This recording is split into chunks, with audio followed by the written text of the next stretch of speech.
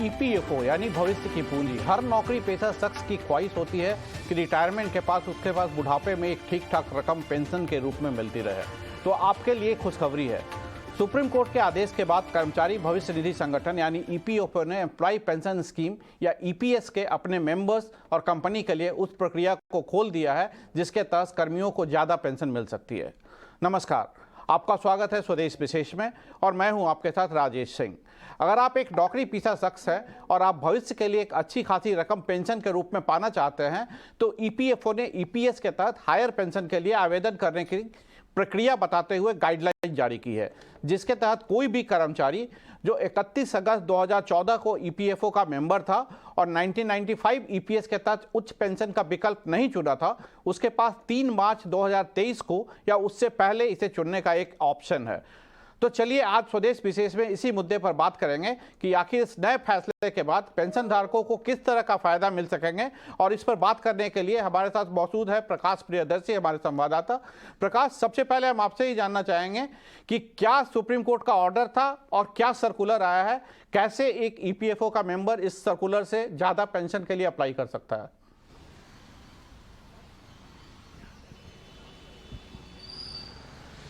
जी, supreme court ने कुछ महीने पहले ये आदेश दिया था जिसमें ये कहा था कि वैसे सभी सब्सक्राइबर जो 1 सितंबर 2014 तक को या फिर उसके बाद ईपीएफओ के मेंबर्स हैं, उन्हें जो एम्प्लॉय पेंशन स्कीम के तहत जो 2014 में एक स्कीम की घोषणा की थी ईपीएफओ ने, उसका ये विकल्प देना ज़रूरी होगा कि वो उसका चुनाव कर पाएँ। चुनाव इस बात को ध्यान में रखते हुए कि अगर वो ज़्यादा कंट्रीब्यूशन करके ज़्यादा पेंशन हासिल करना चाहते हैं तो ये विकल्प उनको देना चाहिए। अभी हो ये रहा है कि आप ईपीएफओ में अगर आपको पेंशन फंड में जब आप कंट्रीब्यूशन करते हैं तो वो उसकी जो लिमिट है वो आपकी बेसिक सैलरी चाहे जितनी भी हो, लिमिट 15,000 रुपये तक ही है, जो कि ईपीएफओ ने जो निर्धारित किया है। लेकिन सुप्रीम कोर्ट का ये कहना था कि बेसिक सैलरी आपकी चाहे 15,000 रुपये से ज़्यादा भी हो, उसी हिसाब से आप अपना कंट्रीब्यूशन करिए और आप ज़्यादा पेंशन का फ़ायदा उठाइए। जो रूल है उसके हिसाब से अगर आपकी जो भी बेसिक सैलरी है 15,000 रुपये तक अगर आपकी बेसिक सैलरी है तो आप उसके 8.33% तक का कंट्रीब्यूशन अभी करते हैं। लेकिन सुप्रीम कोर्ट के आदेश के बाद अगर आपकी सैलरी भले 30,000 रुपये हो, आप उस हिसाब से 8.33% का कंट्रीब्यूशन करिए और ज़्यादा कंट्रीब्यूशन करने के बाद ज़्यादा पेंशन का फ़ायदा आप उठाइए। उसी कॉन्टेक्स्ट में, क्योंकि 4 महीने का वक्त जो है वो ईपीएफओ को दिया गया था, उसी कॉन्टेक्स्ट में ईपीएफओ ने एक सर्कुलर जारी किया है अपने सारे जोनल और रीजनल ऑफिसेस में और उनको ये निर्देश दिया है कि ये विकल्प जो है कर्मचारियों को दिया जाए। इसके लिए कर्मचारी और कंपनी दोनों को ही इस विकल्प का चुनाव करना पड़ेगा। इसके लिए एक यूआरएल जनरेट किया जाएगा जो कि डेडिकेटेड होगा, वो आने वाले दिनों में किया जाएगा और कर्मचारियों के पास इस बात का विकल्प होगा कि वो इसका चुनाव कर पाएँ। कई सवाल हैं, अगर मुझे वक्त दें तो वो सवाल मैं इसको उठाना चाहूँगा। सबसे बड़ा सवाल तो ये है कि जिन कर्मचारियों के खाते में, क्योंकि ये सर्कुलर ये कहता है कि आपके पीएफ फंड से पेंशन फंड में पैसे ट्रांसफ़र करने का विकल्प दिया जाएगा। अगर आप 1 सितंबर 2014 के बाद या उस दिन से लेकर अभी तक अगर आप उस स्कीम का फ़ायदा उठाना चाहते हैं और आपके पेंशन फंड में उतनी रकम नहीं है जितना कि कंट्रीब्यूशन होना चाहिए, तो आपके पीएफ फंड से पैसा पेंशन फंड में डाल दिया जाएगा। लेकिन सबसे बड़ा सवाल ये है कि अगर किसी के पीएफ फंड में उतनी रकम नहीं है जितने की पेंशन फंड में रिक्वायरमेंट है, फिर क्या होगा? इस पे अभी डिटेल्स आना बाकी है। हमने ईपीएफओ से भी संपर्क करने की कोशिश की है, उसकी डिटेलिंग अभी होनी बाकी है। जी बिल्कुल प्रकाश, बहुत बहुत धन्यवाद, आपने सही बताया। हमारे साथ कुछ खास मेहमान भी जुड़ गए हैं। हमारे साथ के जालान जुड़ गए हैं जो पूर्व ईपीएफओ कमिश्नर थे और हमारे साथ सुधीर कौशिक जुड़ गए हैं जो एक टैक्स एक्सपर्ट है। आप दोनों का ईटी नाउ स्वदेश पे बहुत बहुत स्वागत है। जालान साहब, सबसे पहले हम आपके पास आना चाहेंगे। अभी जो है करंट स्कीम, इसके तहत मिनिमम पेंशन 1,000 रुपये है और मैक्सिमम 7,500 रुपये है। अब जो ये नई स्कीम अगर लागू होगी, 1995 से लेकर 2014 के बीच में लगभग 1 से 1.5 करोड़ लोग शायद अगर ऑप्ट करते हैं तो इसमें एलिजिबल हैं। क्या ईपीएफओ फंड के पास इतना पैसा है कि अगर किसी का अगर बेसिक सैलरी 1 लाख हो या 1.5 लाख रुपया हो तो उनकी पेंशन स्कीम तो 5 या 6 गुना बढ़ जाएगी? उतना पैसा वो पेंशन दे पाएंगे? 2 चीजें हैं जो सुप्रीम कोर्ट ने जो फैसला लिया है उसमें यह है कि आपको अब मौका दिया जाएगा कि 2014 के बाद यदि आप जुड़ना चाहते हैं तो आप ईपीएस के साथ जुड़ सकते हैं, पेंशन के साथ जुड़ सकते हैं। तो 2014 में जो एम्प्लॉइज थे, तो इसलिए उनको सारा पैसा ये जमा कराना पड़ेगा, अपना जो पैसा पेंशन फंड का उनको देना पड़ेगा। यदि वो सारा पैसा अपना पेंशन फंड में देंगे, और हम एक तो ये ईपीएस भी एक किस्म की एन्युटी स्कीम हो जाएगी। यदि जो ईपीएस की प्रेजेंट स्कीम है, यदि उसी के मुताबिक यदि पेंशन दी जाएगी जो आपकी कैलकुलेशंस हैं, तो शायद ईपीएस का मिस्टर जालान, आपको एक सेकंड हम रोकना चाहेंगे। क्या आप ये कह रहे हैं कि ईपीएफओ फंड में जिसका जितना भी पैसा, वो सारा पैसा ट्रांसफर करना पड़ेगा कि सिर्फ 8.33% आपको अपने बेसिक का? अगर हमारा बेसिक 1 लाख रुपए है तो 8.33% उसका करेंगे, तो आपका अगर पैसा जितना है उसका सिर्फ 8.33% ही उधर और ट्रांसफर होगा। ये आपके ऊपर डिपेंड करता है। अब आपकी ग्रॉस पे मान लो 1 लाख है और बेसिक पे मान लो आपकी 50,000 है। अब आपके लिए ये छोड़ा हुआ है कि आप 50,000 पे ईपीएफ कटवाना चाहते हैं या 1 लाख के ऊपर ईपीएफ कटवाना चाहते हैं। क्योंकि अब लिमिट नहीं रही, तो आप पेंशन के लिए 1 लाख के ऊपर भी 8.33% कंट्रीब्यूट कर सकते हैं, या 50,000 के लिए ऊपर भी 8.33 कंट्रीब्यूट कर सकते हैं। अब ये आपके ऊपर छोड़ दिया गया। ये बेसिक पे से संबंधित नहीं है, क्योंकि प्राइवेट सेक्टर में बेसिक पे को डिफरेंशिएट करना बड़ा मुश्किल हो जाता है। इसलिए ये आपके ऊपर निर्भर करता है कि आप अपनी कौन सी पे को बेसिक पे मान के या मिनिमम पे मान के आप उसके ऊपर 8.33% कटवाना चाहते हैं। बिल्कुल, लेकिन मैं आपसे ये जानना चाहता था कि अगर मान लीजिए ये सारे लोग ऑप्ट कर देते हैं हायर पेंशन के लिए, तो उनका पेंशन कितना तक बढ़ सकता है? करंट स्कीम में जो अगर मैक्सिमम हम 35 साल सर्विस करते हैं तो 7,500 मैक्सिमम हमको पेंशन मिलेगा करंट स्कीम के हिसाब से। लेकिन अगर हम नए स्कीम में जाते हैं हो सकती, तो ये कितने गुने तक बढ़ सकता है अगर हम टोटल पेमेंट कर रहे हैं? आप यदि लास्ट आपने 10 साल 1 लाख रुपए पे 8.33% कटवाया हुआ है, तो आज के नियम के मुताबिक आपकी पेंशन जो होगी वो 50,000 रुपए के आसपास निश्चित होगी। 50,000 रुपया महीना के करीब निश्चित होगी। तो बिल्कुल यही अब पहले थे, ये इसका मतलब ये पेंशन आपकी 7-8 गुना बढ़ जाएगी। तो क्या ईपीएफओ के पास इतना फंड है कि वो इतना दे सके? यदि ये सारा फंड जो आज के दिन है, जो स्कीम बन के आएगी, वो तो अभी निकल के आएगी। आज के मुताबिक यदि जो फंड है, जो आज के मुताबिक एम्प्लॉइज प्रोविडेंट फंड की स्कीम है, जो पेंशन फंड की स्कीम है, ईपीएस जो है, उसके मुताबिक उसकी एक्चुरियल एवेल्युएशन में दिक्कत आएगी। उतना पैसा नहीं है ईपीएस में, तभी तो ईपीएफओ कोर्ट में गई थी इसी के मामले में। तो उतना पैसा नहीं है ईपीएस स्कीम में कि हम पूरा दे पाए। पर जिस तरह अब नई स्कीम बनाई जा रही है, तो वो एक नई स्कीम थोड़ी सी अलग होगी पुरानी स्कीम से। हाँ, हमारे साथ हमारे संवाददाता प्रकाश भी हैं। प्रकाश भी आपसे कुछ पूछना चाहते हैं। प्रकाश, पूछिए।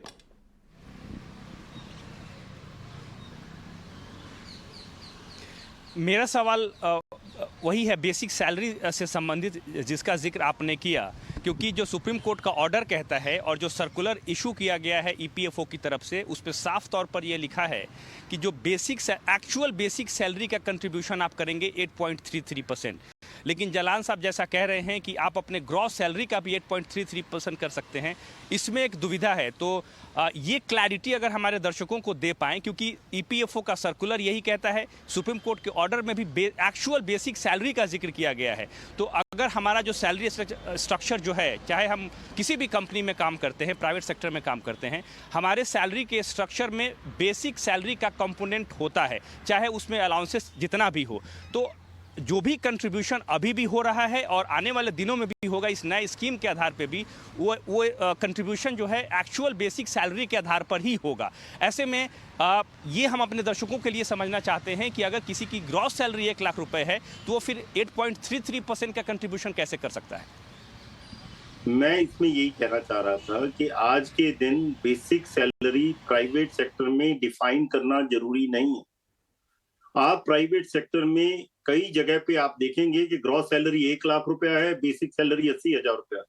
कई कंपनीज में ग्रॉस सैलरी 1 लाख रुपया है, बेसिक सैलरी 40,000 रुपया है। कई जगह पे इतना भी देखा गया कि ग्रॉस सैलरी 1 लाख रुपया है, बेसिक सैलरी 30,000 रुपया है। क्योंकि अपने अलाउंसेस अपने मुताबिक एक जो एम्प्लॉयर है वो तय करता है। इसलिए हर एक के लिए वो 1 लाख ग्रॉस सैलरी के लिए बेसिक सैलरी अलग अलग हो सकती है। और इसलिए वो बेसिक सैलरी के मुताबिक कंट्रीब्यूशन अलग अलग हो सकती है। कह रहे हैं यानी कि आने वाले दिनों में हम ये भी देख सकते हैं कि प्राइवेट सेक्टर में सैलरी की रीस्ट्रक्चरिंग काफ़ी होगी। हमारे साथ सुधीर कौशिक भी जुड़े हुए हैं, टैक्स एक्सपर्ट हैं। सुधीर भाई, आपसे हम ये जानना चाहते हैं कि क्या अगर हम मेरी बेसिक सैलरी एक फिक्स अमाउंट है, सपोज कीजिए 1 लाख रुपया है, और हमें ये स्कीम मिलता है, तो क्या हमें ये पेंशन स्कीम का फ़ायदा लेना चाहिए, या आपको लगता है कि ये सही नहीं है, उस पैसे को हम कहीं और इन्वेस्ट करें?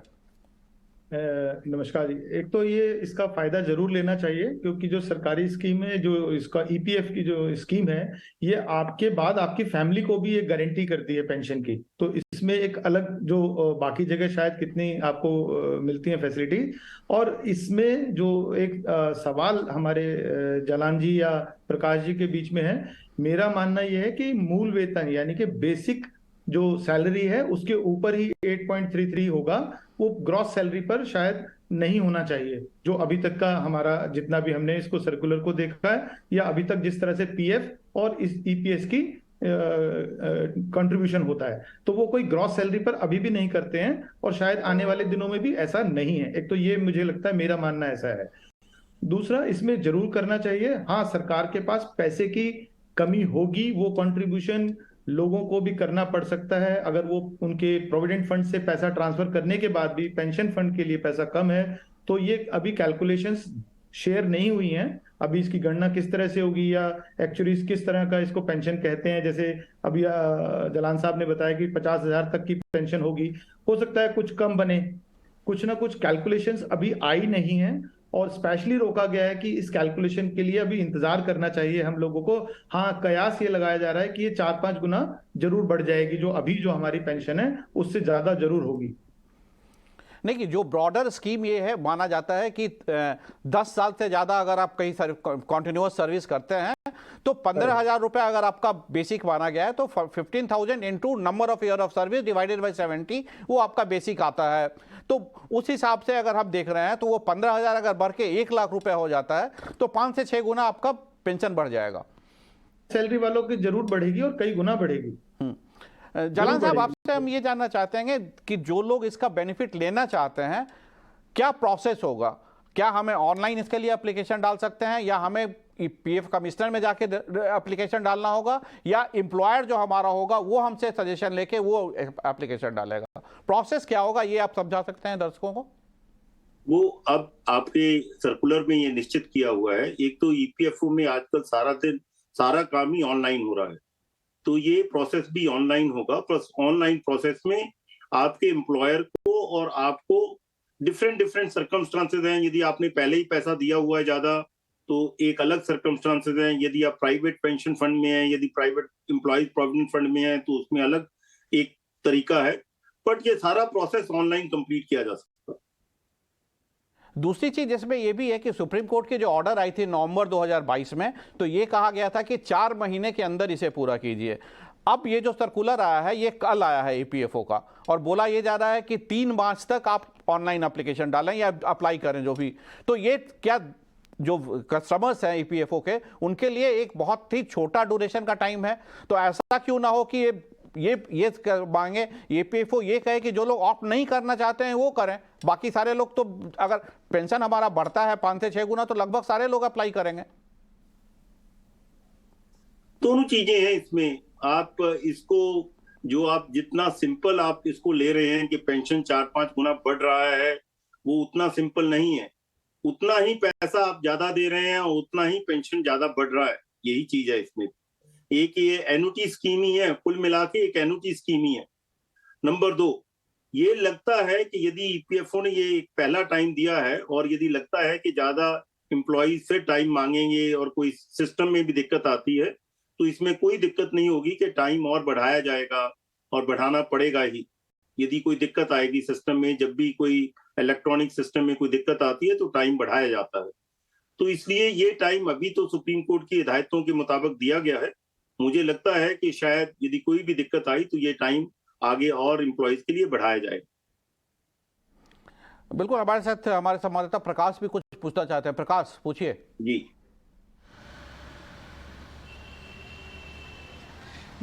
मेरे दो सवाल हैं। पहला सवाल तो ये है कि उन कर्मचारियों के केस में क्या होगा जिन्होंने वीपीएफ का चुनाव किया है, वॉलंटरी प्रोविडेंट फंड, वो पहले से ही अतिरिक्त फंड जमा कर रहे हैं, तो वैसी सूरत में क्या होगा? क्या उनके पैसे को भी इस हिसाब से कैलकुलेट किया जाएगा जो कि ऑलरेडी जो कि वीपीएफ के थ्रू ज़्यादा कंट्रीब्यूशन कर रहे हैं?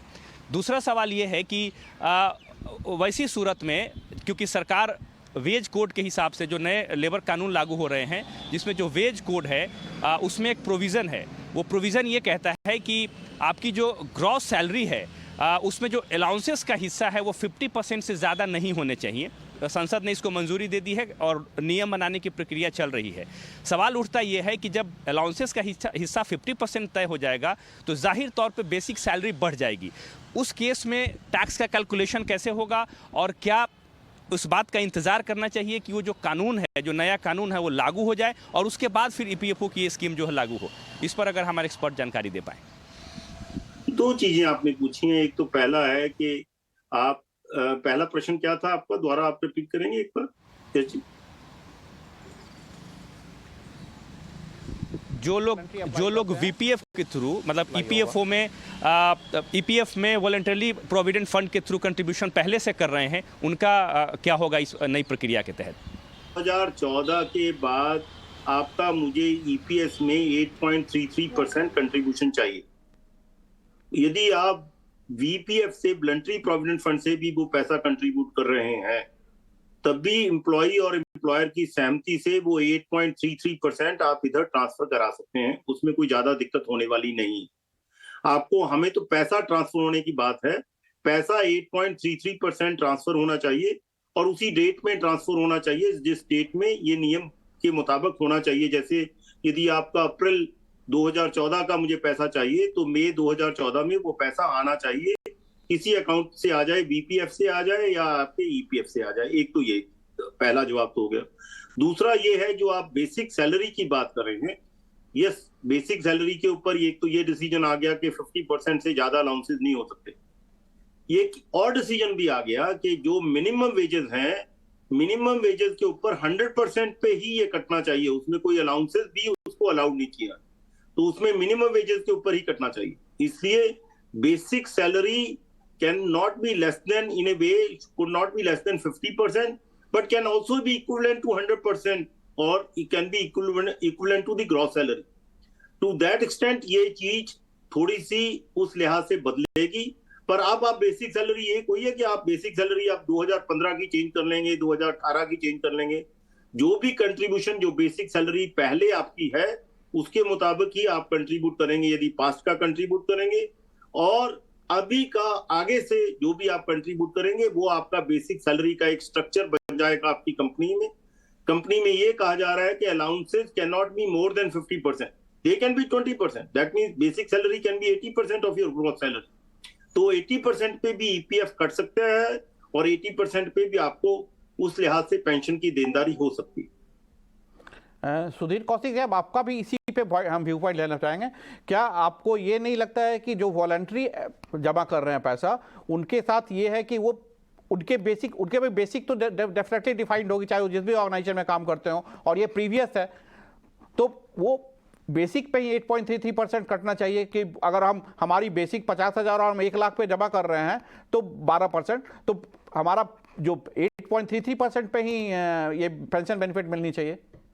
8.33 ऑफ बेसिक ही है, जो मूल वेतन है उसके ऊपर ही मिलना चाहिए, उसमें उस डेट को जो भी था। और जो फंड्स ट्रांसफर की, जैसे जलान सर ने कहा, वो आप चाहे वीपीएफ से दें या आपके पास अभी हो सकता है जब ये आएगी, इसकी खुलासा करेगा जब ये नेक्स्ट सर्कुलर में या कहाँ पर आएगा, तो हो सकता है आपको दूसरे सोर्सेज से भी पैसा ट्रांसफर करने की इजाजत दी जाए, क्योंकि एक तरह की एन्युटी स्कीम ही दी जा रही है, इसके अलावा कुछ नहीं है। और ये आप ही का पैसा है जो आपको पेंशन के रूप में मिलेगा आने वाले समय में। नहीं, बिल्कुल आपने ठीक कहा, एन्युटी स्कीम है और हमारे अगर पीपीएफ में है तो वो पैसा, लेकिन अगर हम बाहर से पैसा दे रहे हैं तो फिर उस पे ईपीएफओ इंटरेस्ट भी मांगेगा कि इतने सालों का इंटरेस्ट आप एक बिल्कुल। वो कैलकुलेशन तो आएगी ना सर, वो कैलकुलेशन तो अभी कहाँ ही है, इसीलिए तो वो कर रहे हैं। और डेट बढ़ने की पूरी उम्मीद है, क्योंकि इतने दिनों में लोगों को पूरा पता नहीं है। हमारे तो अभी जितने टैक्स पेयर्स हैं उनको अभी मुझे नहीं लगता कि कल ये सर्कुलर अभी आया है और सुप्रीम कोर्ट के साथ वो इतना कहीं फॉलो करते हैं। तो जो लोग बेनिफिशियरीज हैं वो शायद अभी उनको पता लगना और उसके बाद एक्शन लेना, और फिर वो एक्शन भी ऐसा है कि आपको एम्प्लॉयर के साथ सबमिट करना है। ये ज्वाइंट सबमिशन है, ये कोई आप अपने आप से नहीं कर सकते हैं। उसके बाद फंड्स की अवेलेबिलिटी है, तो शायद डेट बढ़ाना तो जरूरी होगा और लोग इंटरेस्टेड जरूर होंगे, जो मेरा अपना मानना है, क्योंकि लोगों को सरकार के ऊपर एक जो पेंशन व्यवस्था है उस पर ज्यादा भरोसा है पीएफ डिपार्टमेंट पर, अगर हम किसी और दूसरी एन्युटी से कंपेयर करें। नहीं, बिल्कुल आपने ठीक कहा कि लोग इंटरेस्टेड होंगे और ये एक ज्वाइंट प्रोसेस है, तो सारे एम्प्लॉयर को भी इसमें भाग लेना होगा। तो एम्प्लॉयर को ही शायद एम्प्लॉय के पास जाके वो ऑप्शन पूछना होगा कि क्या आप नए स्कीम में जाना चाहते हैं या नहीं जाना चाहते हैं, और उसके बाद ये प्रोसेस आगे बढ़ेगा। तीसरी एक और चीज़ हम सुधीर से आपसे पूछना चाहते हैं कि इस बजट में ये भी अनाउंस किया गया कि अगर आपका ईपीएफओ में 2.5 लाख से ज़्यादा का कॉन्ट्रीब्यूशन है तो उस पर टैक्स लगेगा, वो टैक्सेबल हो जाएगा। क्या इसका कुछ इम्पैक्ट पड़ेगा इस पर? इस स्कीम पर जरूर पड़ेगा ना, वो तो आपका ऑलरेडी टैक्सेबल में गया हुआ है ना। उस पे तो जो आपको इंटरेस्ट मिल रहा है, कंट्रीब्यूशन ज्यादा जा सकता है, लेकिन जो 2.5 लाख से ऊपर है उस पर इंटरेस्ट जो है वो टैक्सेबल है, उस पर टीडीएस कटेगा। नहीं, टीडीएस कटेगा, लेकिन हम क्या 2.5 लाख अगर बेसिक है हमारा तो उस आधार पे 8.33% 2.5 लाख पे या 5 लाख किसी का बेसिक है उस आधार पे कंट्रीब्यूशन की बात कर रहे हैं। सॉरी, मैं मिस कर गया कुछ। 2.5 लाख आपने कहा कंट्रीब्यूशन है या 2.5 लाख बेसिक है? अगर 2.5 लाख हमारा से ज्यादा कंट्रीब्यूशन है या 2.5 लाख बेसिक है या 5 लाख बेसिक है, आज के दिन में वो भी होता है, तो क्या उतना ज्यादा कंट्रीब्यूशन होगा पीपीएफ के तहत, और क्या वो ईपीएफओ के पास उतना बड़ा फंड होगा इसको सस्टेन कर पाने के लिए? देखो, अब ये जब तक आती नहीं है कैलकुलेशन तो हम कयास ही लगाएंगे, हम ऐसा अनुमान लगाएंगे कि कहीं ना कहीं रिस्ट्रिक्ट करेगा। जैसे 2.5 लाख के ऊपर उन्होंने इंटरेस्ट को टैक्सेबल कर दिया है, क्योंकि कुछ जरूरतमंदों की हेल्प करना सरकार की कहीं मंशा जरूर होती है कि इसमें कुछ लोग रह गए थे, खासतौर पे जो 1 सितंबर 2014 के बाद रिटायर हुए हैं, तो उनका दर्द ज्यादा था, उनके लिए ऑप्शन ज्यादा है। अब जो छूट का फायदा उठाते हैं, कई बार होता है ना, हायर सैलरी कर लिया या बेसिक सैलरी को, हम लोग भी कुछ सलाह देते हैं जहां जहां टैक्स बेनिफिट मिल सकते हैं अवॉइडेंस ऑफ टैक्स के। लेकिन ये खुले छूट अभी मुझे नहीं लगता, जब तक कैलकुलेशन नहीं आती तो मैं इस तरह का कोई अपनी तरफ से अनुमान नहीं लगाना चाहता। तो आने देते हैं कैलकुलेशंस को ना, कि किस तरह से सरकार इसको आगे कंप्यूटेशन को देती है और पैसा कहां कहां से अलाउ करती है। जैसे वीपीएफ से जनरली वो होगा जरूर, लोगों को पैसा डालना पड़ेगा, सबका कंट्रीब्यूशन। और जिन्होंने पहले अपने 95 स्कीम के हिसाब से कंट्रीब्यूट ज्यादा नहीं किया है, जो भी मिनिमम सीलिंग थी हमारी जो बेसिक उसकी जो 5,000 6,000 6,500 से, तो वो लोग तो इसमें कर भी नहीं सकते हैं अभी। ये भी एक इसमें इंस्ट्रक्शन है। ऐसा नहीं है कि आप सभी लोग एलिजिबल हो गए हैं। अगर आप 95 स्कीम के हिसाब से आपने हायर सैलरी, एम्प्लॉयर उसने दोनों ने कंट्रीब्यूट नहीं किया पीएफ में, तो वो नहीं कर पाएंगे इसमें अभी ये जो हायर पेंशन के लिए। ये भी एक इसमें कंडीशन है। जालान साहब, आपसे जानना चाहेंगे कि क्या आपको लगता है कि किस तरह के रेस्ट्रिक्शंस आ सकते हैं, क्योंकि मुझे सबसे बड़ा क्वेश्चन वही है कि ये फंड कहां से आएगा। सुप्रीम कोर्ट ने अपना जजमेंट दे दिया, पर अल्टीमेटली ईपीएफओ को लागू करना है। आप चूंकि ईपीएफओ में काम कर चुके हैं, तो आपको क्या लगता है पॉसिबिलिटीज क्या है, कैसे कैलकुलेट होगा ये? क्या 2014 तक के बाद तक जो रिटायर किए सिर्फ उन्हीं को ये बेनिफिट मिलेगा, या उसके आगे कोई कंटिन्यू करना चाहता है, आज भी सर्विस कोई कर रहा है, उसे भी मिलेगा ये बेनिफिट? अनफॉर्चुनेटली और फॉर्चुनेटली 2014 का सर्कुलर मेरा ही जारी किया हुआ है। इसीलिए सर मुझे पता है, इसीलिए मैं आपसे पूछ रहा हूँ। तो ये इस पे दिक्कत ये है कि ये बात सही थी कि ये सर्कुलर तभी जारी किया गया था कि ईपीएस में हमें मेजर दिक्कत थी एक्चुअरियल एवेल्युएशन से, कि हम उतनी हायर पेंशन नहीं दे सकते थे जितनी की प्रेजेंट स्कीम से बन रही थी। अब ये एक नई स्कीम बनेगी, सुप्रीम कोर्ट ने यही कहा है कि नई स्कीम बनाई जाए, वो नई स्कीम बनेगी, उसके मुताबिक उसकी कैलकुलेशंस अलग आएंगी। इसमें जो आपने एक नया इशू रेज किया है वो भी मैं दे दूं, अभी तक ये क्लैरिफिकेशन करनी पड़ेगी। एम्प्लॉइज प्रोविडेंट फंड में प्रोविडेंट फंड जमा कराने की लिमिट तो 2.5 लाख रुपया है। एम्प्लॉय पेंशन स्कीम में पैसा जमा कराने की कोई लिमिट अभी नियम में नहीं है। उस नियम को कैसे लाया जाएगा और वो मिनिस्ट्री ऑफ रेवेन्यू या डिपार्टमेंट ऑफ रेवेन्यू कैसे लेके आता है, इनकम टैक्स रूल्स कैसे लेके आते हैं, उसके बारे में अभी चर्चा पूरी नहीं की जा सकती, क्योंकि उसके बारे में रूल्स क्लियर नहीं है कि आप पेंशन में और उसके पेंशन फंड में कैसे कंट्रीब्यूट कर सकते हो, उसके लिए क्या लिमिट्स हैं। उसके ऊपर आप आज के दिन शायद बिल्कुल। हम तो बहस नहीं आने कर आने पाएंगे। वाले दिनों में इस पे क्लैरिफिकेशन आएगा, लेकिन हम अपने दर्शकों को सिर्फ यही कह सकते हैं कि अगर ये ऑप्शन मिले आपको तो हमारे एक्सपर्ट की सलाह है कि आप इसको जरूर लीजिए, इससे आपको फायदा होगा। ओल्ड एज में आपका पेंशन बढ़ता है तो उससे, और आपके बाद ये आपके फैमिली को भी, आपके स्पाउस को भी मिलता है, तो ये एक अच्छी स्कीम होगी। लेकिन कैसे होगी, क्या होगी, इस पे डिटेल्स और आएंगे। आज के लिए इतना ही। आप दोनों मेहमानों का बहुत बहुत धन्यवाद। प्रकाश, आपका भी बहुत बहुत धन्यवाद। अगले दिन कल स्वदेश विशेष पे फिर एक नए टॉपिक के साथ आपसे मिलेंगे। तब तक के लिए नमस्कार।